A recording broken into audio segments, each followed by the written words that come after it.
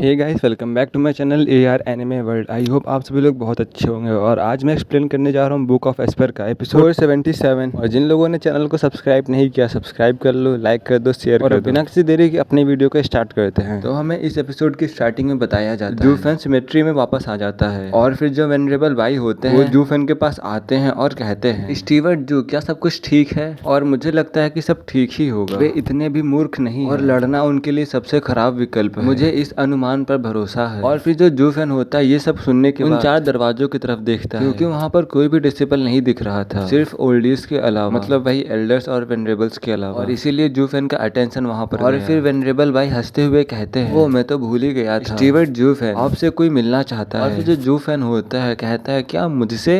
आखिर कौन मिलना चाहता है? और फिर जो 3 लोग होते हैं वो दरवाजे के पास खड़े होते हैं और जो वहाँ के ओल्डीज थे उन्हें बहुत ही ज्यादा सम्मान प्रदान कर रहे थे, मानो कि जैसे वो तीनों सेक्ट लीडर। और वो ओल्डीज उनकी हर बात पे ध्यान दे रहे थे और उनकी हर बात को मान रहे थे। और फिर जो वेनरेबल भाई होते हैं वो हंसते हुए कहते हैं, जो स्टीवर्ट जूफेन है वो आ गए। और फिर वो जूफेन से कहते हैं, आखिरकार हम तुमसे मिल ही गए। और फिर जो जूफेन होता है वो कहता है, आखिरकार तुम लोग हो कौन? और फिर जो वेनरेबल भाई होते हैं वो जूफेन से कहते हैं, स्टीवर्ट जूफेन ये इलाइट इंस्ट्रक्टर वेनरेबल्स हैं, इनका नाम फिंड यांग, फिंड यिन और फिंड गोई है। और इन तीनों को हेल के फिंड्स भी कहते हैं, मतलब नर्क के फिंड्स। ये तीनों सेक्ट के लीडर के पुराने जमाने में इन चारों को 4 फिंड्स ऑफ हेल कहते थे। ये चारों लोग सरवाइव करके वापस आ पाए थे हमारे सेक्ट डबल ड्रैगन गैदरिंग से। फिर उन तीनों में से एक कहता है, असली आदमी वही होता है जो घमंड नहीं करता है, वेनरेबल भाई, और आप ऐसा मत कीजिए, हा हा हा। और उस आदमी ने अपने पुराने दिनों को याद करते हुए वेनरेबल भाई से रुकने को कहा। जूफेन ये सब देख के अंदर ही अंदर हंस रहा था। फिर मन में कहता है, जिंदा वापस आने में इतनी अच्छी क्या बात है, और क्या इसमें गर्व करने की बात है? और क्या जो डबल ड्रैगन गैदरिंग है इतनी खतरनाक जगह है, और यहाँ पर क्या तुम्हें अपनी जान बचाना भी इतना सहनीय है, इतना कमांडेबल है? उनमें से जो एक आदमी होता है मोटा मोटा, मतलब अभी हंस रहा था, तो जब जूफेन को इस डाउट एक्सप्रेशन में देखता है, उसकी जितनी भी हंसी होती है वो गायब हो जाती है। और फिर जो जूफेन होता है उनको ग्रीट करते हुए कहता है, आदरणीय वेनरेबल्स, आप लोग इतनी दूर से यहाँ पर आए हैं, मैं आपके लिए क्या कर सकता हूँ? और फिर फिंडियन कहता है, जूफेन, तुमने इलाइट लेबर ऑफिस के साथ बहुत अच्छा काम किया है और सेक्ट लीडर को तुम पे बहुत ज्यादा गर्व है, और हम आपको यह बताने के लिए आए हैं, जो आप सभी को डिमोनिक ट्रेजर देते हैं और 3 और डिमोनिक ट्रेजर हम तीनों के लिए बनाए। और फिर जो जूफेन होता है वो उनसे कहता है, आदरणीय वेनरेबल्स, क्या आप यह सब गलत नहीं समझ रहे हैं? आप मेरी तारीफ करने के बाद आपको मुझे पुरस्कार देना चाहिए और आपको मुझसे चीजें नहीं मांगनी चाहिए। फिर जो वो तीनों होते हैं वो हंसने लगते हैं। जो वो फैटी होता है, मोटा होता है, वो कहता है, जूफेन, आप मजाक भी नहीं ले सकते। और जो सेक्ट लीडर है उन्होंने डिसाइड किया है, जो जो डिसिपल्स होंगे वो सेक्ट के पिलर्स बनेंगे, और चाहे वो क्वालिटी में हो चाहे वो क्वांटिटी में हो। और इसीलिए वो इनर सेक्ट की आधी रिसोर्सेज को इनको एलोकेट करते हैं इन एक्सपर्ट्स को ट्रेन करने के लिए। और इसके अलावा तुम्हारे पास इलाइट स्पॉट भी है, हेड की जगह भी है, बट ये डिपेंड करता है उनके स्ट्रेंथ पे कि वो कितना कर सकते हैं। जब ये वो ओल्डीज सुनते हैं, मतलब कि जो वहाँ पर एल्डर्स और वेनरेबल्स खड़े थे, जब वो सुनते वो लोग ये सब सुन के चांद पे पहुंच गए थे, मतलब कि हैरान हो गए थे। फिर जो एल्डर्स होते हैं वो कहते हैं, जो लेबर ऑफिस है वो इनर सेक्ट बनने वाला है, पर लेकिन यहाँ तो बहुत बाद में होने वाला था। अब उन एल्डर्स को ऐसा लग रहा था कि उनके ऊपर जो भाग्य है, जो फॉर्च्यून है, वो बरस रहा है, क्योंकि जो सेक्ट लीडर थे उन्होंने रातों रात ये डिसीजन ले लिया, और अब इसकी वजह से उन्हें इलाइट स्पॉट्स भी मिल जाएंगे, इलाइट जगह भी मिल जाएंगे। और अब ये इनर सेक्ट के अंत का संदेश है, मतलब जो अब इनर सेक्ट है वो खत्म हो सकता है। और ये सब सुन के जो वो सभी एल्डर्स थे वो बहुत ज्यादा खुश थे। और फिर जो जूफेन होता है वो कहता है, ये बहुत ही अच्छी बात है, और जो इलाइट लेबर ऑफिस है वो अच्छे रास्ते पे चल रहा है, और जो मैं हूँ वो एक स्टेप और आगे आ चुका है अपने मिशन को कंप्लीट करने में। और फिर जूफेन उनसे कहता है, आदरणीय वेनरेबल्स, इलाइट्स का सिलेक्शन कब होगा? और फिर वो इलाइट वेनरेबल्स होते हैं वो कहते हैं, 2 दिन के बाद होगा, तुम सब रेडी हो जाओ, और तुम भी इसमें शामिल होगे लड़के, और अब इस पर कोई भी डिस्कशन नहीं, और जो हमारी नजर है वो तुम पर ही है, तुम इससे बच नहीं सकते। फिर जो जूफेन होता है वो कहता है, बट मैं तो एक लेबर हूँ। और फिर वो वेनरेबल्स कहते हैं, तो इसमें क्या गलत है? और तुम अपने आस पास देखो, सभी यहाँ पर लेबर्स और बहुत सारे प्रॉमिसिंग आउटर और इनर डिसिपल्स आएंगे, और इन लेबर्स को लाइट एरिया में ना आने देना आत्महत्या से कम नहीं है, सुसाइड से कम नहीं है। जल्द ही सेक्ट लीडर इस बारे में बात करने के लिए सभी एल्डर्स को बुला के मीटिंग करेंगे इसके बारे में। और फिर जो फिंडियन होता है वो सीरियस होते हुए कहता है, लड़के, तुमने बहुत ही अच्छा काम किया है, और तुमने सेक्ट रूल को चेंज किया है, और ये सेक्ट की थाउजेंड्स ऑफ हिस्ट्री में एक बार होता है। और जो सभी लोग थे वो जूफेन जूफेन की तरफ रिस्पेक्ट और प्रेज से देख रहे थे। और फिर जो वो तीनों वेनरेबल्स थे वो तीनों और भी पॉइंटलेस बातें करते हैं और यहाँ से चले जाते हैं। और फिर जो जूफेन होता है वो वेनरेबल बाई से कहता है, वेनरेबल बाई, एक क्रूशियल मैटर को अटेंड करने जाना है और अब मैं इलाइट सिलेक्शंस को आपके हाथों के ऊपर छोड़ रहा हूँ। और फिर जो वेनरेबल बाई होते हैं वो कहते हैं, स्टीवर्ट जूफेन, अब हम एल्डर हैं इलाइट लेबर ऑफिस के, हम लोग इसके लिए अपना बेस्ट देंगे। और जब जूफेन ये सब सुनता है तब उसे थोड़ा फ्री महसूस होता है और फिर वो वहाँ से उड़ जाता है। और फिर जूफेन जहाँ पर लेबर ऑफिस में रहता है वहाँ जाता है और जो एल्डर जुआन थे लेबर्स की कल्टीवेशन को देख रहे थे, जिन्हें अभी तक इलाइट लेबर ऑफिस में प्रवेश नहीं मिला था, जो मतलब इलाइट लेबर ऑफिस में इंटर नहीं हुए थे और जो अभी तक इनको रिस्पेक्ट नहीं मिलती वो अब इन्हें मिल रही है जूफेन की वजह से। और फिर जो एल्डर जुआन होते हैं उन लेबर से कहते हैं, लोगों को बहुत ही ज्यादा हार्ड वर्क करना पड़ेगा क्योंकि 2 सालों के बाद दूसरा असुरा सर्कल आएगा और फिर तुम इंटर हो सकते हो इलाइट लेबर ऑफिस में। जो जूफेन था ये सब कुछ देख रहा था और ये सब देखने के बाद लंबी सांस लेता है और अपना सर हिलाता है। और फिर हमें एल्डर जुआन के बारे में बताया जाता है। जो एल्डर जुआन की बुद्धि है वो असीम है, जिसके लिए उनकी प्रशंसा भी होती है। और इस ओल्ड मैन को अब तक की अहंकार भी हो जाना चाहिए था क्योंकि उसके तरफ एक बड़ा हाथ था, पर तब भी वो ज्यादा दयालु और ज्यादा हेल्प करने वाला बन रहा था। और फिर जो जूफेन होता है ये सब देख कसम खाता है क्योंकि जूफेन ने अभी तक जितने लोगों से लड़ाई की है और जितने लोगों से मिला है उसने कभी भी इतना गहरे दिल वाला आदमी नहीं देखा। मतलब कह सकते हो कि काइंड हार्टेड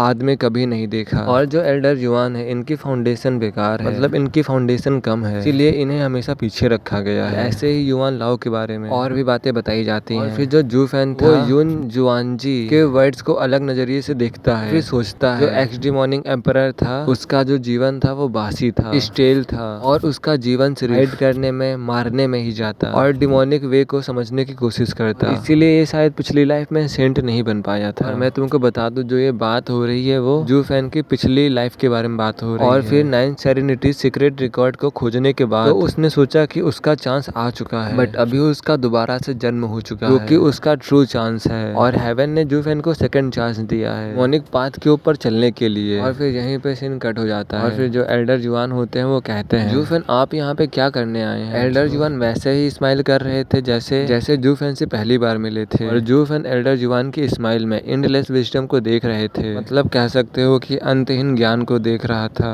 और फिर जो जूफेन होता है वो एल्डर जुआन से कहता है, एल्डर जुआन मैं ब्रेक थ्रू करने की कगार पर हूँ, आप मुझे क्या एक शांत जगह बता सकते हैं जहाँ कोई भी इंटरफेयर ना हो, जहाँ मुझे कोई भी परेशान ना कर सके। ये सब जूफेन थोड़ा सीरियसली कह रहा होता है। और फिर एल्डर जुआन जूफेन से कहते हैं, हाँ एक जगह है, यहाँ से ज्यादा दूर नहीं है, बट तुम इतना सीरियसली क्यों कह रहे हो? और फिर जो जूफेन होता है वो कहता है, इस टाइम मैं महसूस कर सकता हूँ इस बार मैं बहुत ज्यादा ऊंची उड़ान भरूंगा, मतलब कि कह सकते हो कि इथीरियल स्टेज शायद, और अब मुझे तैयार हो जाना चाहिए और ऐसा ना हो कि जब तक मैं जीवित हूँ तब तक मुझे पछताना पड़े। शायद जूफेन का कहने का मतलब यह है कि अगर वो ब्रेक थ्रू नहीं करता है अभी, शायद उसकी जो बाकी की जिंदगी है उसको पछताना पड़ेगा। और जो जूफेन है वो ऐसा बिल्कुल नहीं चाहता। और फिर जो एल्डर जुआन होते हैं वो कहते हैं, अब हम आपको परेशान नहीं कर सकते हैं और ये आपके दिल से आने वाली चेतावनी है। और फिर जो ओल्ड युवान थे वो गंभीर हो गए, मतलब सीरियस हो गए और जूफेन की तरफ ऑड लुक से देखते हैं और जूफेन से कहते हैं, आखिरकार आप इतना शांत क्यों हो, बल्कि मैं आपके लिए इतना चिंतित हो रहा हूँ। और फिर जो जूफेन होता है वो हंसते हुए कहता है, हाँ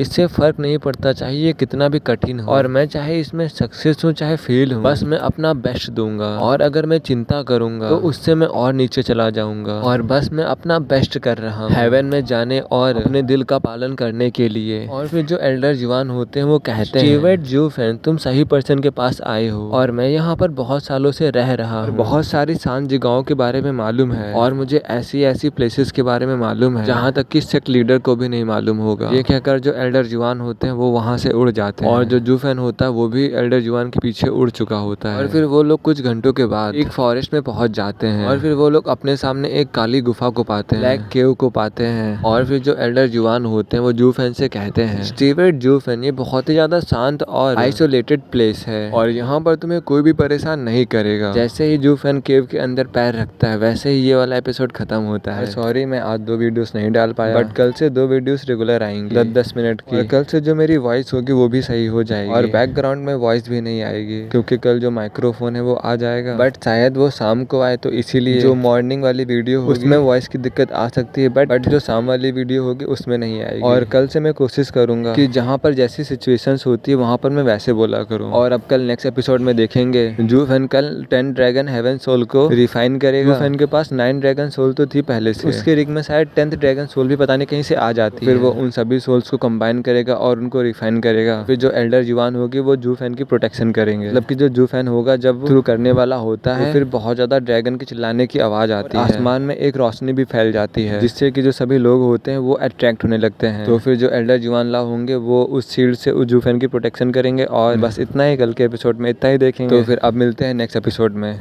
और मैंने कहा था कि 15 मिनट की वीडियो आज मेरे पास बिल्कुल भी टाइम नहीं है, तो अब वीडियोस कल ही आ पाएंगी।